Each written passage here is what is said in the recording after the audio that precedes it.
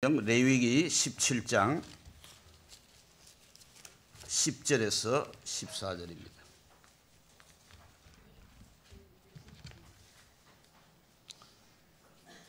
구약성경 173쪽에 있습니다. 173쪽.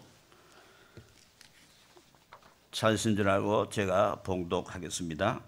무릇 이스라엘 집이나 그들 중에 우거하는 타국인 중에 어떤 피든지 먹는 자가 있으면 내가 그 피 먹는 사람에게 진노하여 그를 백성 중에서 끊으리니 육체의 생명은 피에 있습니다. 내가 이 피를 너에게 주어 단에 뿌려 너의 생명을 위하여 속하게 하였나니 생명이 피에 있으므로 피가 죄를 속하느니라. 그러므로 내가 이스라엘 자손에게 말하여 너희 중에 아무도 피를 먹지 말며 너희 중에 우거하는 타국인이라도 피를 먹지 말라 하였나니 무릇 이스라엘 자손이나 그들 중에 우거하는 타국인이 먹을 만한 짐승이나 새를 사냥하여 잡거든 그 피를 흘리고 흙으로 덮을지니라. 모든 생물은 그 피가 생명과 일체라. 그러므로 내가 이스라엘 자손에게 이르기를 너희는 어느 육체의 피든지 먹지 말라 하였나니 모든 육체의 생명은 그 피인즉 무릇 피를 먹는 자는 끊쳐지리라. 아멘. 오늘 여기 말씀 보니까 피를 일체 먹지 말라고 했어요.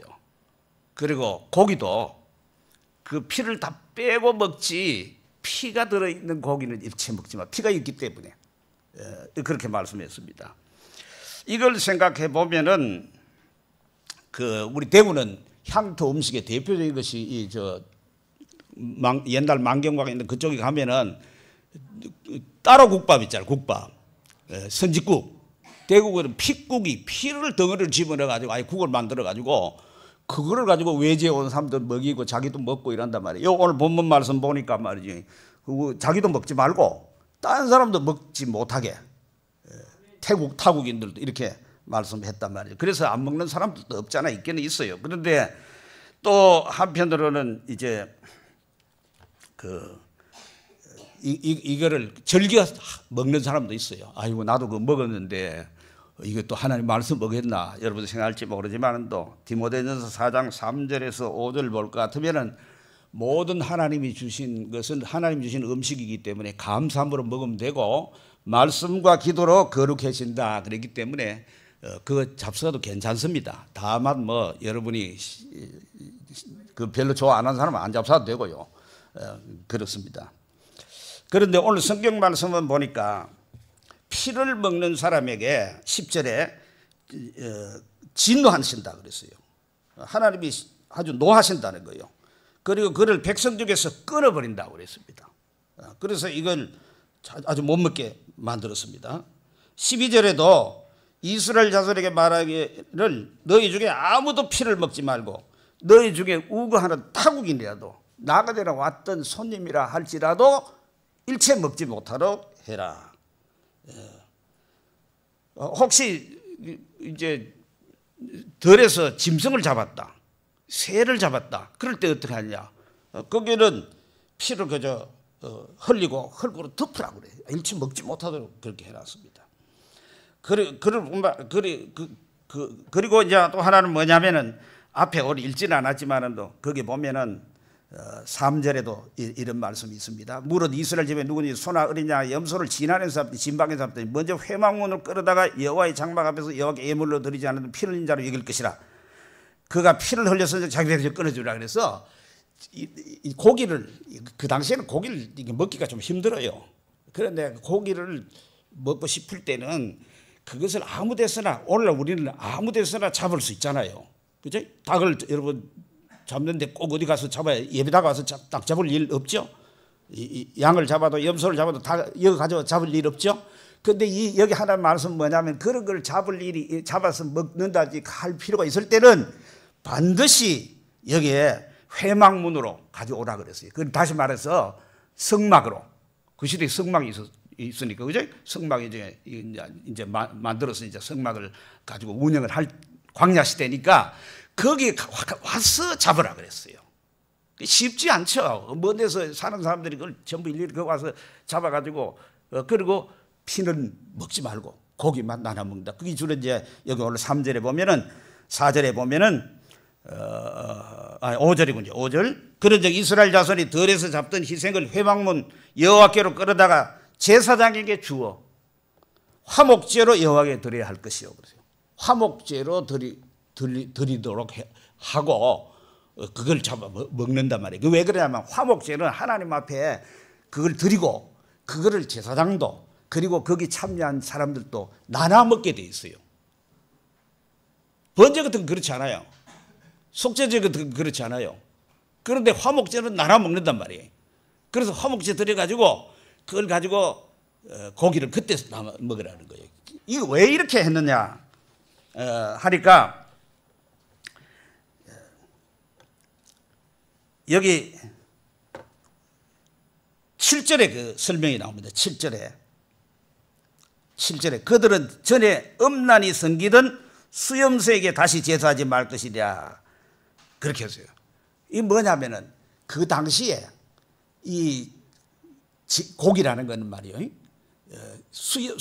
이제 이방 신에게 그 제물로 바치고 그래서 다 나왔어요. 그거는 신약 성경에도 그런 말씀이 있어요. 고린도서 10장에 볼 것 같으면은 대저 이방인의 제사하는 것은 귀신에게 하는 것이고 하나님께 제사하는 것이 아니니 나는 너희가 귀신과 교제하는 자 되기를 원치 아니하노라. 왜 그랬냐면 그 당시에 우리가 잘 알다시피 그 히랍이라든지 이런 데 그 신전이 있잖아요. 다 그 고기를 말이 짐승을 거기 가서 잡아가지고 그 이방 신에게 제사를 드리고 그거를 가지고 나라 다 시중에 팔기도 하고 나눠 먹는단 말이에요. 그리고 바울은 그 고린도 교회 편지할 때 구약처럼 이렇게 먹지 마라 말을 안 하고 그거 누가 가져가서 그 신전에 바치고 고기가 뻔하지만 그 묻지 말고 그냥 먹어라. 그리고 혹시 알게 되면 먹지 말든지 양심에 그렇게 먹지 말라 이렇게 얘기했어요. 그러니까 그런데 이 구약 시대는 전부 이방 신에게 제사 드릴 경우가 많아요. 역대하 11장 15절에 보면 여로보암이 여러 산당과 수염소 우상과 자기가 만든 송아지 우상을 위하여 스스로 제사장들을 세움이라 그랬고 출애굽기 22장 20절에 여호와의 다른 신에게 희생을 드리는 자는 멸할지니라 그랬어요. 그러니까 이방 신에게 제사를 드려가지고 제사를 드릴 제물 있잖아요. 제물이 되게 짐승이란 말이에요. 고기가 거기서 나온단 말이에요. 피가 거기서 나온단 말이에요. 그걸 거기서 제사를 드리는 거기 때문에 그거를 방지하기 위해서 하나님의 집인 성막 즉 회막에 와서 고기를 꼭 잡으라. 그렇게 말씀한 것입니다. 그뿐만 아니라 또 하나는 여기 오늘 읽은 14절 본문 가운데 있는 것처럼 그 모든 생물은 그 피가 생명과 일체라 그래요. 생명과 일체라. 피는 곧 생명이라는 거예요. 피는 생명. 우리가 지금 이스라엘하고 이란하고 전쟁을 치고 있습니다. 우리는 그냥 뉴스로 보고 영상으로 보니까 뭐가 휙휙 날아오고 뭐 드론 요즘 뭐 그런 거 하고 뭐 미사일 날아오는 게 뭐 마치 애들 게임하는 것 같지만은 오늘 또 수많은 사람들이 피를 흘리고 있습니다. 다시 말해서 부상을 당하거나 피를 많이 흘리면 죽게 된단 말이에요. 그 어떤 사람도 팔다리 잘려서 죽지는 않습니다. 피 흘리면 죽습니다. 피가 생명이란 말이에요. 우리 몸이 아무리 튼튼한 20대의 근육질이라 할지라도 그 몸에서 피가 빠져나가면은 죽는단 말이에요. 그게 피가 생명이기 때문에. 그것은 하나님께서 생명을 그만큼 소중하게 여기라고 하는 생명의 고귀성도 얘기할 뿐만 아니라 이 생명은 사람들이 이렇게 저렇게 다룰 문제가 아니다. 이건 하나님께 속한 것이다. 하나님만이 살리고 죽이고 하는 생명의 주라는 것을 우리에게 분명히 보여주는 것입니다. 그래서 하나님께서는 피를 일체 못 먹도록 했습니다. 여러분 처음 에덴 동산에 하나님이 사람을 창조하실 때는 사람들에게 육식을 허용하지 않았습니다. 채식 주로 밭에서 나는 채소라든지 경작한 이런 거 그리고 씨 가진 열매 이런 거. 그래서 오늘날 또 어떤 사람들은 채소가 채식주의자 특별히 몸에 좋다. 또 이제 씨앗 같은 것이 좋다. 그렇게 얘기도 합니다. 그러나 노아 홍수 이후에는 하나님이 육식을 허용했습니다. 창세기 9장 4절에 볼 것 같으면은 이제 육식을 허용하면서도 단 조건이 있어요. 그건 뭐냐면 그 속에 들어있는 피는 빼고 먹으라. 피를 채먹지 말라. 그렇게 말씀을 했습니다. 구약 시대에는 그 어떤 생명, 피가 생명이라고 하는데 생명을 속하기 위해서는 돈으로 해결할 때가 있었어요. 그걸 우리가 속전이라고 그러면 속전. 몇 세겔 내라 하는 속전. 물론 그것은 신약 성경에서 디모전서 2장 5절에 말한 우리 예수님이 우리를 위한 십자가에 피 흘린 것을 속전이라고 얘기했습니다. 피값을 치렀다. 그래서 교회를 가르쳐서, 교회라는 건 성도들의 모임이니까 우리 모두를 가르쳐서 피로 값주고 산 교회, 우리 한 사람 한 사람이 다 하나님의 피값을 치르고 샀다, 그런 표현을 쓰는 것입니다. 그런 의미에서 구약시대에는 돈으로도 해결할 수 있었지만 그것이 나중에는 피를 반드시 제단에 뿌리도록 했습니다. 피를 제단에 뿌리도록. 제사장을 통해서 제사를 드릴 수 있고, 아무나 제사 드릴 수 없어요. 구약 백성들은. 그죠?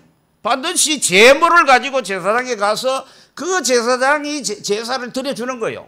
이걸 우리가 잘 알다시피 신약 성경에 히브리서에서 레위기를 해석하면서 히브리서 8장이라도 이런 데 볼 것 같으면 우리에게는 참 큰 위대한 대제사장이 있다. 대제사장이 있다. 그건 바로 우리가 믿는 예수다. 그랬단 말이에요. 예수가 대제사장이 되시고 예수가 자기가 제물, 즉 희생제물이 되셔가지고 친히 십자가에서 자기를 피 흘려 죽으시고 다시 부활하셔서 자기 피를 가지고 하늘나라에 들어가셔가지고 하나님이 받으시고 하나님 우편에 앉아 계시고 우리 구원을 이루신 것을 미리 그림자처럼 보여준 것입니다. 그래서 이 모든 구약에 나오는 일들은 제사제도든지 뭐 그 제사장을 세운 거든지 제물이란지 모든 것들은 다 또 구약에 그런 제사들이 주로 절기에 있는데 우리가 잘 알던 유월절, 오순절 얼마 전에 오순절 맥주들 지냈죠? 그것처럼 또는 뭐 초막절이든지 이런 모든 절기들은 다 안식일도 마찬가지고 다 그리스도를 예표하는 그림자와 같은 그런 사건이 그리스도에게서 다 성취된 것을 우리에게 말씀하는 것입니다. 죄로 죽은 우리들에게 우리 주님께서 십자가를 지시고 부활하심으로 새 생명을 주시는 구원의 계획들을 가르치는 데에 이 피를 통해서 우리에게 가르쳐 주기 위해서 그래서 그 피를 신성시하고 피를 절대 먹지 못하도록 그걸 고귀하게 다루도록 그렇게 한 것을 우리가 볼 수가 있습니다. 그래서 이 피를 흘리면은 피를 먹게 되면은 4절에 있는 말씀처럼 피 흘린 자로 여길지니라. 먼저 회막물을 끌어다가 여호와의 장막 앞에서 여호와께 예물을 드리잖아요. 여호와께 예물로서 그 짐승을 드림으로 말미암아서 거기서 짐승의 고기를 먹을 수 있고 그때 짐승의 안에 들어있는 피는 다 빼고 먹으란 말이야. 그래 여호와 앞에 가져와서 그렇게 안 하고 먹는 사람은 하나님께서 뭐라 그러냐면 피 흘린 자로 여긴다. 피 흘린 자로 여긴다는 말은 살인자로 여긴다 이 말이에요. 누가 사람은 하나님의 형상대로 지음받았기 때문에 다른 거는 괜찮아요. 다른 거는 예를 들면 동물을 죽였다, 개미를 죽였다. 그게 뭐 사람 하나가 대신 죽을 필요가 없어요. 그러나 사람은 하나님의 형상대로 지음받은 존재이기 때문에 사람의 피를 흘리면, 다시 말해 다른 사람을 죽이게 되면은 그 죽인 자, 피를 흘린 자는 죽이라는 거야. 사형이라고 하는 아주 엄한 벌을 준 것을 볼 수 있습니다. 여기에 피를 먹는 자도 살인죄처럼 취급한단 말이에요. 얼마나 엄한 죄로 취급하는지 하는 것을 우리가 생각해 볼 수가 있는 것입니다. 우리가 히브리서 8장 5절에 보면 구약에 나와 있는 모든 것들은 모형과 그림자고 하늘에 있는 실체, 즉 영적인 진리를 가르쳐주는 땅에 있는 실물 교육을 하기 위한 시청각 교육 재료라 이 말이에요. 여러분 제가 오늘 들으니까 이 지하실에 성막을 만들어 놨다고 그래요. 예? 좋은 교육 재료죠. 거기가 우리가 막 구약 시대 아니는 거 지금 신약 시대 사니까 그렇지 예배당 와서 예배 드리지만은 구약 시대라고 한다고 할지라도 우리 예배당 밑에 있는 그 성막에 가서 그 모형에 가서 여러분 예배 드릴 겁니까? 제사 드릴 겁니까? 만약에 구약 시대라면 우리는 어디 가야 돼요? 그 성전이 있는 예루살렘 땅 거기 가요. 그거 한 곳만 가서 예배 드리라고 제사 드리라고 이렇게 거기까지 가야 되는 거예요. 사실은 구약 시대라면 이거는 밑에 만드는 거 뭐 교육의 효과를 위해 가지고 영적인 진리를 구속의 진리를 대속의 진리를 우리 구원에 대한 비밀을 가르쳐 주기 위해 가지고 그걸 하나 만들어 놓은 거예요. 그건 교육을 하는 교육 재료로 쓰는 거예요. 하나님도 마찬가지인 것입니다. 그래서 이걸 통해서 우리는 뭘 깨닫냐면 예배당 다니는 사람들이 다 여러분 오래 다니신 분들도 있고 뭐 구원의 확신이 있는 분들도 있고 다 마찬가지 또 없는 분들도 있고 처음 오신 분들도 있겠습니다. 우리가 우리의 죄 문제가 예배당 다니는 주된 목적이 우리가 예수 믿는 주된 목적이 우리 죄 문제를 해결해서 우리가 죄 사함을 받고 우리가 하나님이 주시는 영원한 생명 구원의 생명 새 생명을 받아서 이 땅에서도 하나님을 섬기는 하나님의 자녀로서 살 뿐만 아니라 죽어서도 하나님이 계신 천국에서 우리가 영생 복락을 누리는 것이 예배당 다니는 주된 목적 아닙니까? 그렇죠? 그것을 우리에게 어떻게 보여주느냐 하는 걸 우리가 이 시간에 본문을 통해서 우리 살펴볼 수가 있습니다. 여러분 우리 하나님은 그냥 우리가 생각하면 참 하나님 그러니까 하나님 대해서 뭐 어떤 뭐 유튜브나 혹은 뭐 저 드라마 같은 데 보면은 놀리는 말도 많이 하고 또 교회 다니는 사람들끼리 또 농담도 하고 그러지만은 우리 하나님은 엄미하신 하나님이고 거룩하신 하나님입니다. 여러분 레위기 10장에 보면은 정말 그 이전에 8장에서부터 볼 것 같으면은 아론이라는 사람이 모세 형 아닙니까? 그죠? 모세가 출애굽할 때에 하나님이 보내니까 나 말 못한다 그랬어요. 말 잘 못한다. 그러니까 네 형 아론이 있잖아. 아론 말 잘하잖아 해가지고 대변인으로 보냈단 말이에요. 그 아론이 대제사장이라고 하는 인류 최초의 대제사장이라고 하는 어마무시한 그 직분을 받았어요. 하나님이 모세를 통해 아론 네 형에게 대제사장을 세우라는 거예요. 그리고 아론의 내 아들이 있는데 내 아들을 제사장으로 세우라는 거예요. 인류 최초예요. 어마무시한 축복 아닙니까? 그죠? 요새는 뭐 요즘 목사가 대제사장이나 제사장은 아니기 때문에 요즘은 목사가 인기가 너무 없고 하려면 권사님도 말리고 장로님도 자기 자식 하려면 말리는 시대고 그렇죠. 그리고 시집갈 딸이 있으면 안 시키려고 그러기도 하고 하려고 하는 사람도 있어요. 또 처녀들도 뭐 사모 되는 거라든지 선교사 부인 되는 거 별로 좋아 안 해요. 춥고 배고프니까. 그런데 이 구약 시대에 여러분 대제사장이나 제사장 된다는 큰 영광이에요. 그런데 10장에 보면 9장에서 제사장이 돼가지고 이제 제사를 드려요. 제사를 드리는데 하늘에서 불이 내려와가지고 그걸 다 태우는 거예요. 그게 무슨 얘기냐면 하나님이 그 제물을 받으셨다는 거예요. 그 제사를 받았다는 거예요. 그리고 그 제사장인 아론의 직분을 인정한다는 거예요. 하나님이 아론이라고 다른 사람으로는 안 돼요. 아론이라는 사람을 통해 가지고 아론이 드리는 제사와 제물을 하나님이 받으신다. 이 길밖에는 없다. 내가 너희를 만나주는 길, 성막이라는 것이 하나님 만나는 거, 하나님이 말씀하시는 처소라는 걸 출애굽기 25장 8장에 말씀했는데 성막 만들 때 목적이 그거예요. 그런데 그걸 받았어서 이제는 교통이 되는 거예요. 교제가 되는 거예요. 하나님이 우리를 받으시게 되는 거예요. 그런데 10장에는 참 비극적인 사건이 생기는데 아론의 두 아들 나답과 아비후라는 사람이 제사를 자기들이 드리라나 제사장이니까 이제 그 직분을 받은 거 제사 드리러 가는 거예요. 가는데 제물은 불을 가지고 가서 그 태운 그 있는데 다른 불을 가져가서 하늘에서 내려온 불 이렇게 생각하면 돼요. 우리가 올림픽 하면 성화가 있죠. 성화가 있으면 그 성화 불 꺼지면 절대 안 돼요. 그죠? 뭐 가끔 꺼지기도 해요. 어떤 사고 생기가. 그때는 가스불로 해가지고 다른 걸 붙여도 괜찮아요. 그런데 이거는 다른 불은 안 돼요. 그런데 다른 불을 가지고 들어갔다가 거기서 불이 튀어나왔어요. 꽉 하고 불이 튀어나와가지고 그 두 아들이 불에 타서 즉사해버렸어요. 엄청난 일 아닙니까? 이거 뭘 얘기하는지 아니까 하나님이 거룩하신 하나님인데 죄 많은 인간이 하나님 앞에 나갈 때는 하나님이 정해 주신 그 방법 외에 다른 방법으로 절대 안 된다는 거예요. 그 다른 걸로 나가면 뭐 어떡하냐? 죄인의 죄값은 거룩하신 하나님 만나면 그냥 죽어버려요. 실제 죽었어요. 그러고 난 다음에 레위기 16장 1절 이하에 하나님께서 그렇게 말씀을 하신 것이 나옵니다. 뭐냐면은 그 사건 이후에 이 말씀을 하셨다 그러면서 낸 것이 뭐냐면은 대속죄일이라고 하는 욤 키푸르라고 하는 그때의 대속죄일의 제사 제도를 가르쳐 주신 거예요.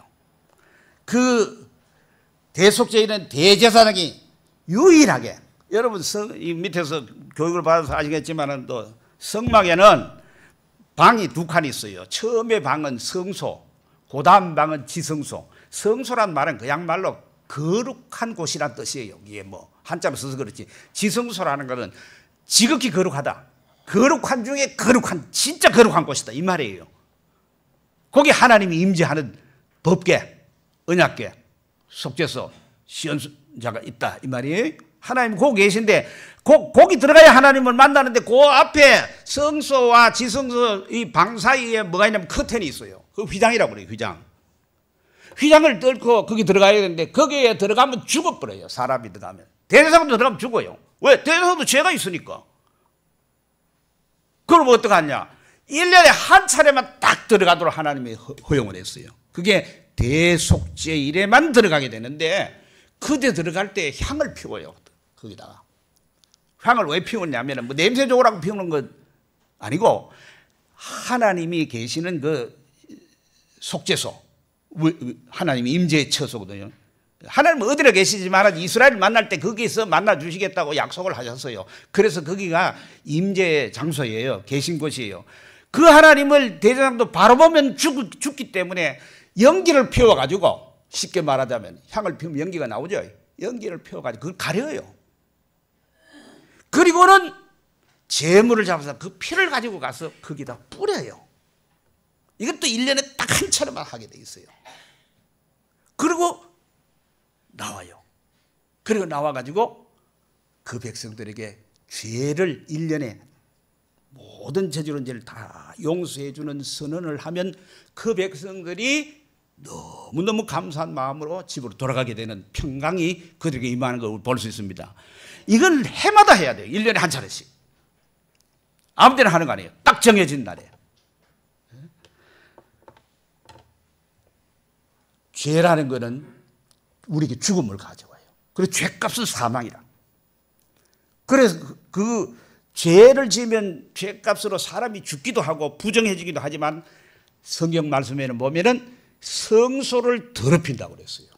그럼 성소는 거룩한 것인데 거룩한 것을 더럽혀가 부정하게 만들어버리기 때문에 하나님께 나갈 수가 없는 거예요. 다른 말로 오늘 신약적으로 얘기하면 우리가 하나님께 나가서 예배를 드리고 기도를 하고 해서 하나님이 받아주실 수가 없는 거예요. 그럴 때 이 제사 제도 가운데에서 뭐가 있냐면은 염소 2마리를 가지고 제사를 드리게 됩니다. 레위기 16장 8절에서 10절 보면 염소 2마리를 갖다 놓고 거기다가 제비를 뽑아요.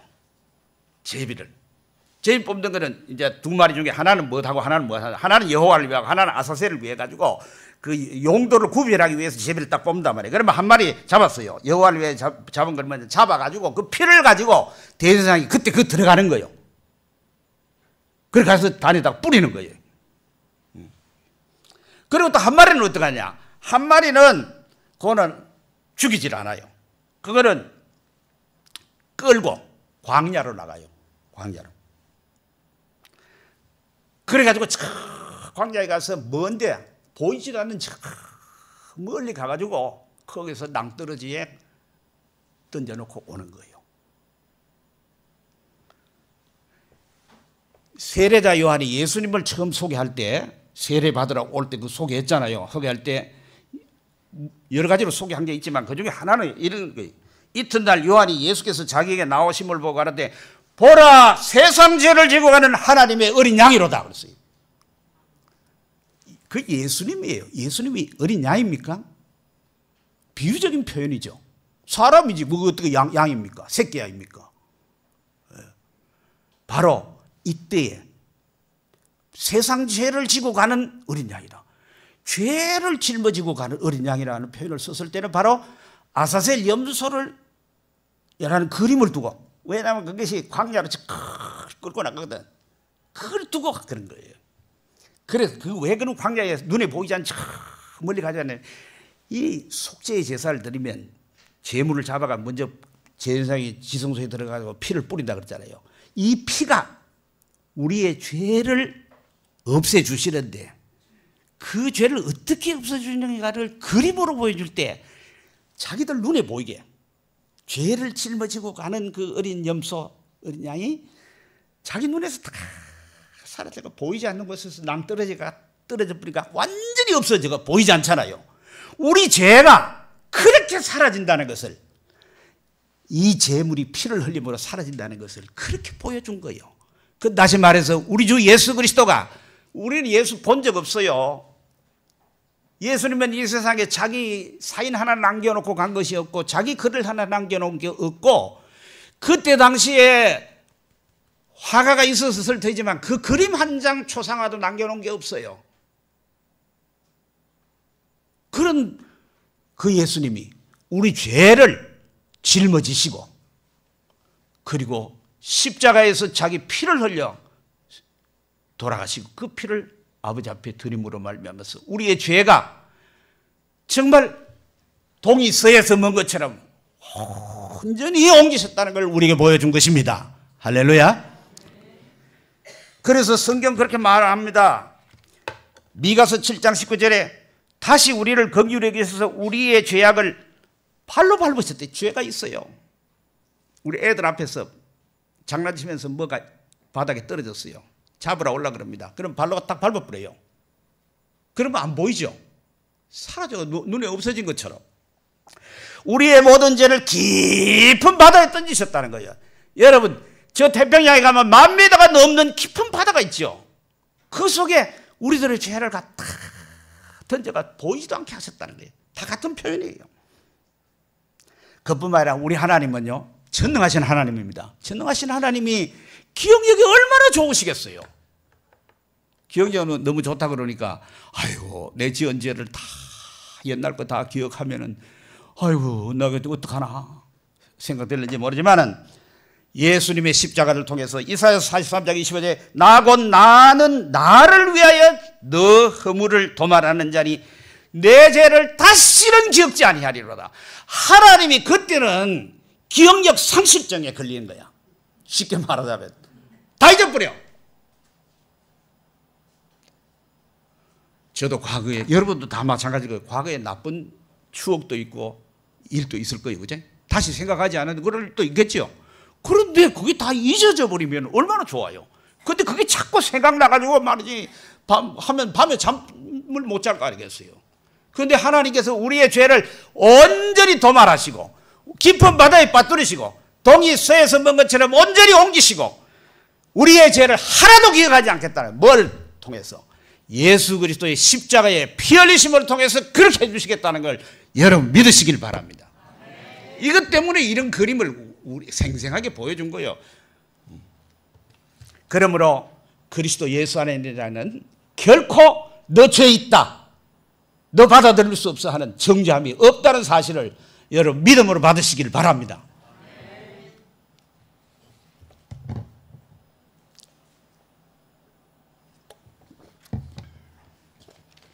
그러면은 여러분 가운데 이런 생각을 하실 분이 있습니다. 아니 저기 믿음 좋은 김 장로님이나 박 장로님이나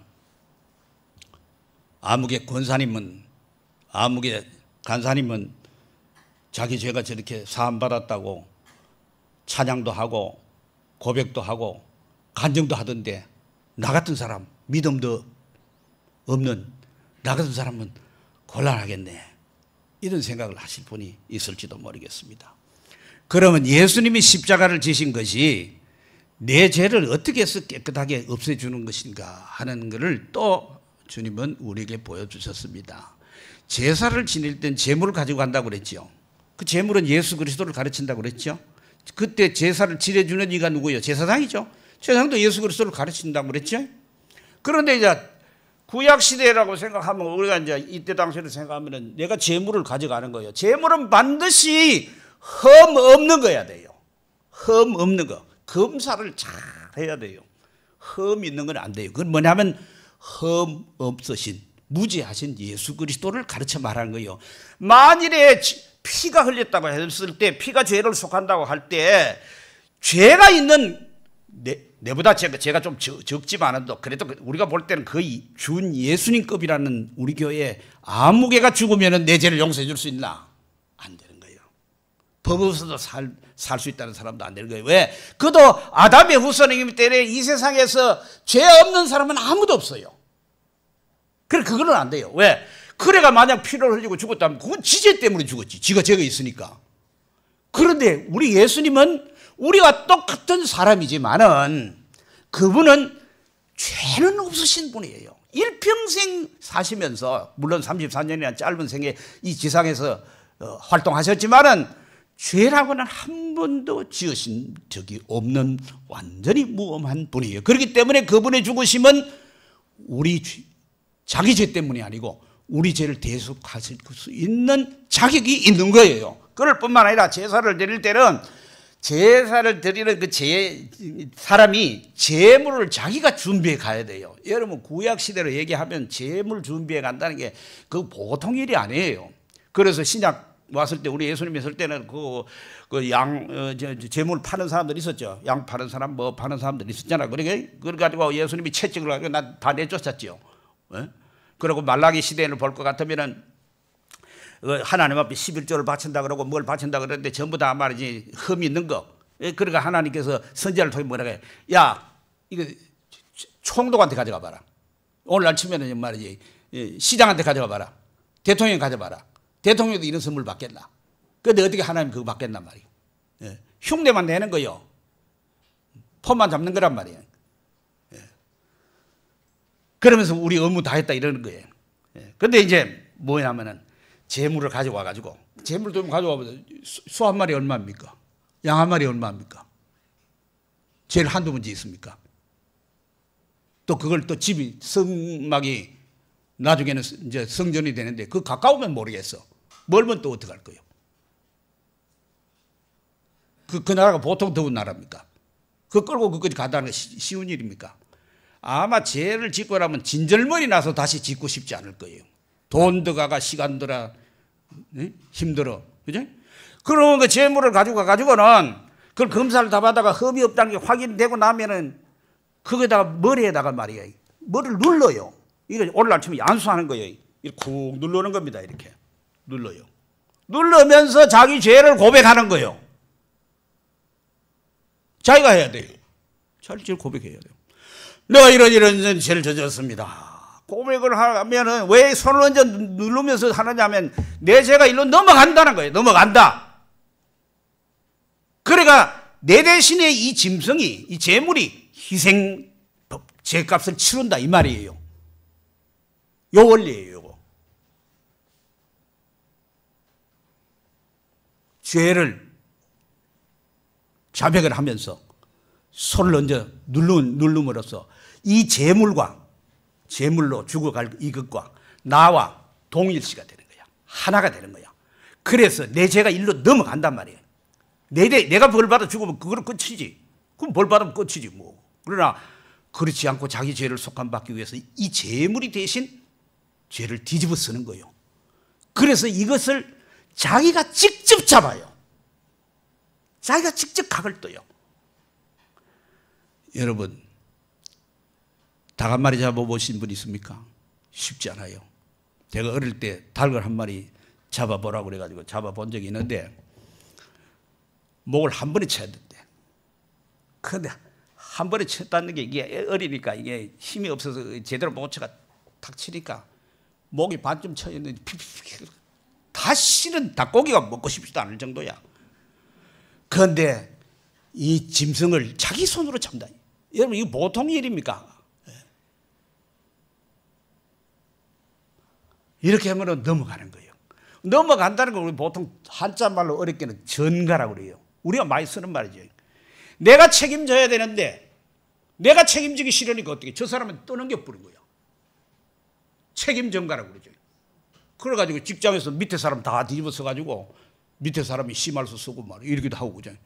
또 어제 보면 자기가 감방 가야 되고 자기가 죄 지어가지고 처벌 받아야 되는데 대신 자기가 죄 다 전부 뒤집어 쓰고 감방 가고 말이 그럴 수도 있잖아요.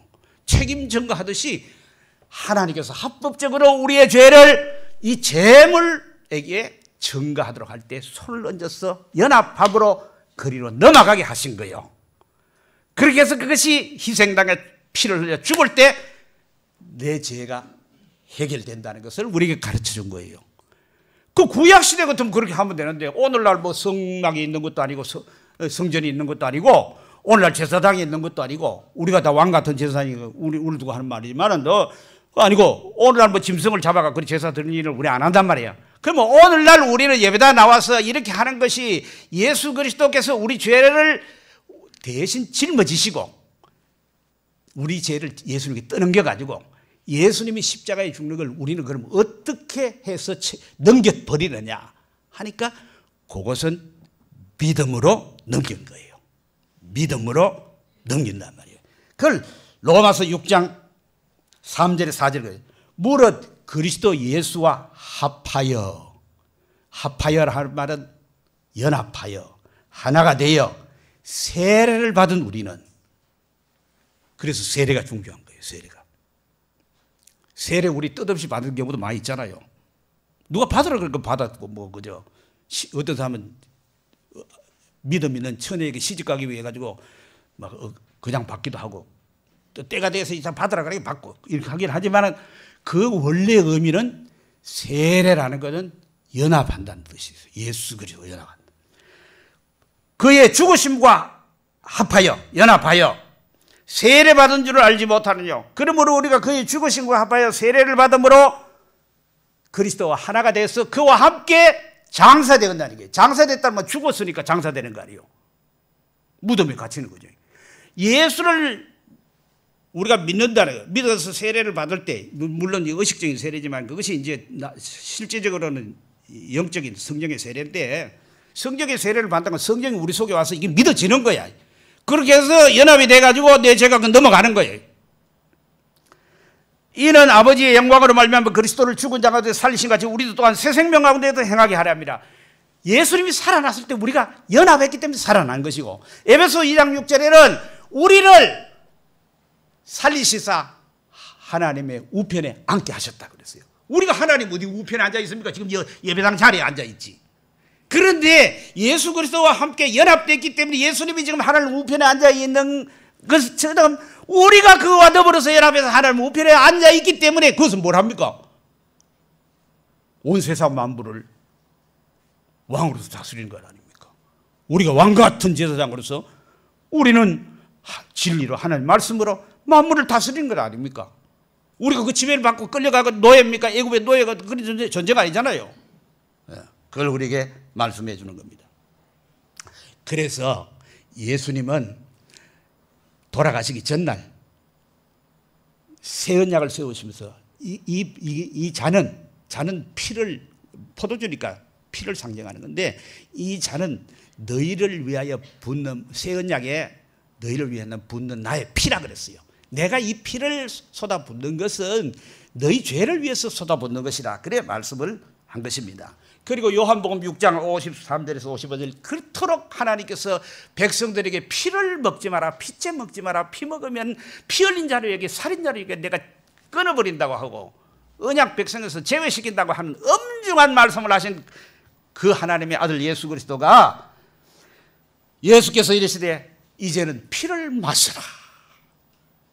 피를 마시지 않으면 너 죽는다 이래. 이제는 피 마시면 죽는다 한 구약에 그것이 이제는 신약에 예수님이 성취하시고는 이 내 피를 마시라 그래. 진실로 진실로 너에게는 인자의 살을 먹지 않고 인자의 피를, 인자는 예수님이죠. 예수님의 피를 마시지 아니하면 너희 속에 생명이 없느니라. 내 살을 먹고 내 피를 마시는 자는 영생을 가졌고 마지막 날에 내가 그를 다시 살리리니 내 살은 참된 양식이요 내 피는 참된 음료로다 말씀하신 거예요. 예수 피를 마시라는 거예요. 그걸 음료수처럼 여러분 물 마실 때마다 피를 마신다고 생각하시는 거예요. 그 피를 마시는 거 뭐예요? 예수 피가 어딨나? 뻘건 것도 없는데. 그 예수 피를 마신다는 건 예수께서 내 죄를 위해 십자가에 피 흘려 죽으신 사실을, 그래서 내가 죄사함 받은 사실을 늘 마음으로 받아들이라 이 말이에요. 믿으라 이 말이에요. 믿으라는 말이지. 그걸 맨날 마시라고 하면 뭐 맨날 피 마시면 좀 우리가 드라큘라예요? 응? 믿으란 말이야. 그 믿음을 지속해 가라. 그거를 사람 잘 잊어버리거든. 잘 잊어버리기 때문에 그걸 잊어버리지 않도록 하기 위해서 피 마시는 것을 자꾸 의식으로 만들어가 우리에게 줬어요. 그게 성찬식이에요. 성찬식. 성찬식을 우리는 뭐 1년에 한 차례 한다, 2차례 한다, 저렇게 하면 원래 성찬식은 매일 하는, 매번 모일 때마다 하는 거예요. 너 모일 때마다 떡을 떼는 거예요. 그거 왜 그래? 모일 때마다. 밥을 갖다가 많이 먹었다고 해서 한 달에 2번만 먹고 끝내는 사람이 있습니까? 다 죽지. 저절로 다이어트 해지요. 그래서 매번 먹어요. 우리는 밥 먹는 거는 잊어버릴 수가 없습니다. 다른 건 다 잊어버려도 그건 안 잊어버립니다. 왜? 배꼽시계가 있어가지고 시간 되면 다 알려주니까. 그런데 성찬이 뭐예요? 떡과 포도주 아닙니까? 떡과 포도주가 뭐예요? 떡은 그분의 살이고 포도주는 뭐예요? 그분의 피다. 살과 피가 뭐예요? 그 육체 아니에요. 그게 뭐예요? 그분의 그걸 흘리시니까 그걸 죽으심 아니에요. 예수의 죽으심을 늘 기억하도록 하기 위해서 우리가 일상적으로 육체의 생명을 유지하기 위해서는 먹고 마셔야 되는데 먹고 마시는 밥 먹는 걸로 우리에게 가르쳐 준 거예요. 그림화 시켜준 거예요. 여러분 그럴 때 먹고 마실 때마다 뭘 생각해요? 예수님이 내 죄를 위해서 살을 찢기시고 피를 흘리셔 내 죄가 사함받는 걸 늘 확인하고, 그래서 내가 먹고 마시고 나면 내가 힘이 돋아나는 거예요. 육체의 생명이 유지되잖아요. 그것처럼 예수의 피가 내 영적인 생명을 유지해 나간단 말이에요. 밥은 한 끼만 먹고 체아 부립니까? 아닙니다. 매번 먹는 거예요. 예수의 십자가의 죽으심은 한 번 기념하고 끝나는 것이 아니고 늘 그 믿음으로 살아가는 그라는 걸 여러분 기억하시길 바랍니다. 그래서 예수님이 십자가에 달려 돌아가실 때 여러분 보세요. 아까 저 성막에 성수가 있고 지성수가 있는데 그 안에 커튼이 있다고 그랬죠. 이 커튼이 이 모세를 통해 가지고 레위기를 주어 가지고 여기에 제사 지내는 제도를, 성막에 제사 지내는 제도를 주셨을 때에 그 커튼이 1년에 한 차례만 열어 주셨어요. 그런데 이것이 예수님이 십자가에 달려 돌아가실 때 마태복음 27장 50절에서 51절 보면 그 성전에 있는 헤롯이 지은 성전인데 그때 당시에는 그 성전에 있는 그 휘장이 말이에요. 위에서부터 아래까지 쫙 찢어졌습니다. 지진이 나면서. 찢어졌다면 1500년 동안 막혀있던 그 하나님께로 나가는 길이 예수의 십자가의 죽으심을 통해 가지고 하나님이 하늘에서, 밑에서 찢은 게 아니에요. 하나님이 하늘에서 친히 그 아들 예수의 피로 말미암아 찢어주심으로 말미암아 우리가 하나님께로 나가서 예배드릴 수 있고 하나님께 나가 기도할 수 있고 하나님께 나가 부르짖을 수 있고 찬양할 수 있는, 하나님을 만날 수 있는 길을 열어주신 것입니다. 할렐루야. 그렇기 때문에 우리는 내가 지금 믿음이 부족하냐, 나 어제도 또 이게 죄 많이 지는데 안 지려고 생각했는데 생각 없이 또 지어버렸다. 내 같은 게 어떻게 하나님께 나가야 내가 양심이 있지. 난 믿음이 부족하야. 그런 양심도 있어야 돼요. 그러나 그 양심을 뛰어넘는 믿음이 있어야 돼. 그 믿음은 뻔뻔스러운 믿음이 있어야 됩니다. 그 믿음을 히브리서 10장 19절에서 20절. 그러므로 형제들아 우리가 예수의 피를 힘입어 성소에 들어갈 담력을 얻었나니. 담력. 이 심장이 아주 무슨 심장? 아주 막 그런 심장. 이게 믿음이에요. 믿음. 그 길은 우리를 위해 휘장 가운데로 열어놓으신 새롭고 산 길이요 휘장은 곧 저의 육체, 예수 그리스도의 육체의 찢어짐이 휘장을 찢으심으로 우리가 하나님께 나갈 수 있는 그 길을 열어주셨기 때문에 우리는 믿음으로 그 길을 담대히 나가는 것입니다. 할렐루야. 주비집을 할 거 없어요. 아이고, 나는 믿음이 너무 적어. 여러분, 믿음이 하나도 없는 사람은 없어요. 하나도 없는 사람이 안 나와요. 말 안 나와요. 겨자씨, 눈에 보이지 않는 그 믿음도 산을 옮긴다고 그랬습니다. 그 믿음 여러분 다 있습니다. 자신감을 가지고 고백하시길 바랍니다. 하나님의 약속입니다. 하나님 말씀은 거짓이 없습니다. 반드시 그대로 되는 겁니다. 천국에서 다 뵙기를 주의 이름으로 축복합니다. 기도하십시다. 사랑하시는 아버지 하나님, 우린 다 죄인이라 하나님은 거룩하신 분이고 우리 보고 거룩하라고 그러는데 우리가 어떻게 거룩할 수 있습니까? 우린 부정한 자요, 죄악 가운데 출생한 자요, 심히 부패한 마음을 가진 자들입니다. 우리 온갖 더러운 것이 우리 속에 나온 거 우리 너무 잘 압니다. 그런데 예수님이 십자가에 피를 흘리심으로 우리 죄를 사해 주시고 하나님께로 갈 수 있는 길을 열어주셨어.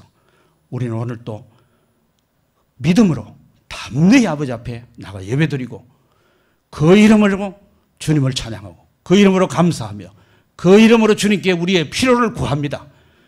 믿고 구하는 자는 그대로 응답을 받는다 약속해 주셨사니 우리는 이 하나님의 약속을 굳게 붙잡고 오늘 또 믿음으로 살아간 자들 되게 하여 주옵소서. 우리 주 예수 그리스도 이름으로 기도하옵나이다. 아멘. 찬송가 194장, 새 찬송가는 260자입니다. 다 같이 부르시겠습니다.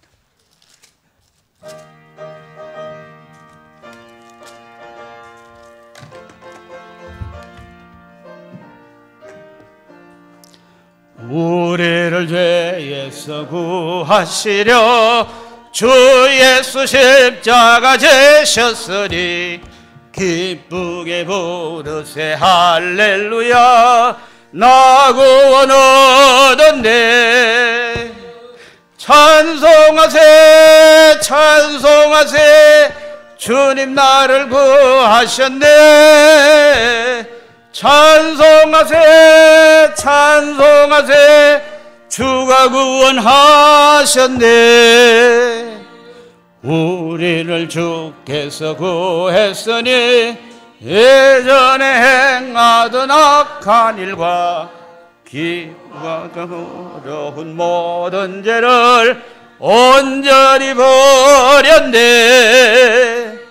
찬송하세 찬송하세 주님 나를 구하셨네. 찬송하세 찬송하세 주가 구원하셨네. 나 지금 죄에서 사함받아 거룩한 백성이 되었으니 이 육신 장막을 벗을 때도 겁날 것 없겠네. 찬송하세 찬송하세 주님 나를 구하셨네. 찬송하세 찬송하세 주가 구원하셨네. 나 지금 이 세상 떠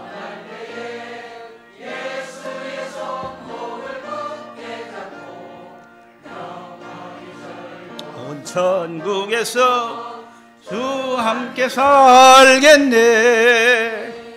찬송하세 찬송하세 주님 나를 구하셨네.